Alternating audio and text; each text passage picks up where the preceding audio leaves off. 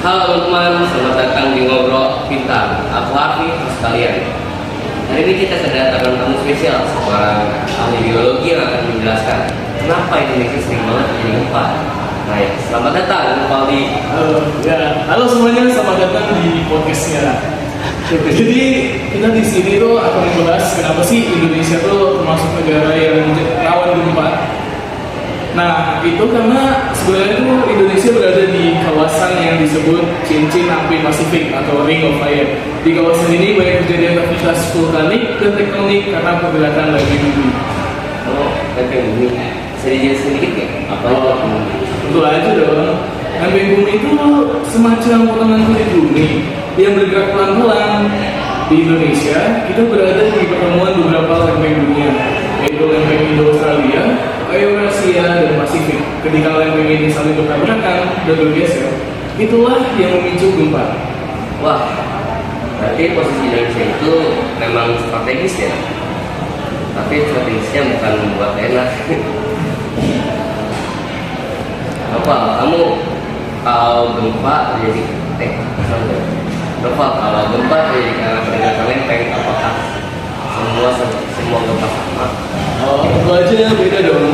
Ada beberapa jenis gempa yang paling sering di Indonesia. Yang pertama yaitu gempa tektonik, yaitu akibat pergerakan lempeng. Selain itu ada gempa vulkanik yang muncul saat gunung berapi aktif. Dan ada juga gempa buatan manusia, misalnya karena aktivitas tambang atau ledakan besar. Oh, oke. Jadi yang sering kita alami itu gempa tektonik ya? Ya, betul sekali. Bahkan gempa kecil yang gak terasa sekalipun biasanya akibat pergerakan lempeng. Kalau itu ya, coba gimana di daerah apa aja sih di Indonesia yang paling rawan gempa? Daerahnya sendiri sih, daerah yang berada di sekitar Jawa Barat, Sumatera Barat, Sulawesi, dan Maluku biasanya lebih rawan. Ini karena letaknya dekat dengan batas lempeng aktif. Selain itu, daerah dengan gunung berapi aktif juga cenderung rawan gempa vulkanik. Jadi nggak semua pulau sama sebenarnya ya? Ya, betul banget. Ada yang aman rawan gempa tektonik, ada yang vulkanik, ada yang juga relatif lebih aman. Oke. Pak, ngomong-ngomong soal gempa, banyak orang yang panik saat ada gempa. Nah, apa sih tips supaya aman dari panik? Nah, tips yang pertama itu kita harus punya literasi bencana. Artinya, kita paham bagaimana gempa terjadi dan apa yang harus dilakukan jika hal itu terjadi. Misalnya nih, saat ada gempa, drop, cover, and hold on. Itu artinya turun ke posisi aman, lindungi kepala dan tubuh, dan bertahan sampai gempa reda. Selain itu, selalu siapkan tas darurat dengan air, makanan, obat-obatan, dan senjata.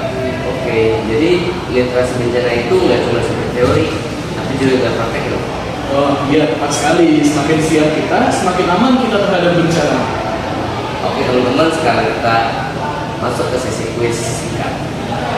Noval, kalau gempa bumi terjadi karena pergerakan lempeng itu disebut apa? Kalau gempa terjadi karena pergerakan lempeng, itu biasanya disebut dengan gempa tektonik. Ini adalah gempa yang paling sering terjadi di Indonesia. Betul banget. Oke,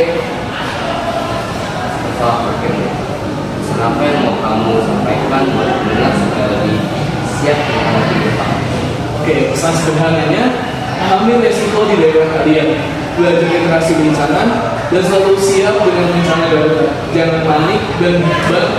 Oke nih teman-teman, sekarang kita mau ke bagian kuis santai oleh paling. Nah, Noval, kalau gempa terjadi karena pergerakan lempeng itu disebut apa sih? Yang jelas, kalau gempa itu terjadi karena pergerakan lempeng, itu disebut gempa tektonik. Nah, ini nih yang paling terjadi di Indonesia.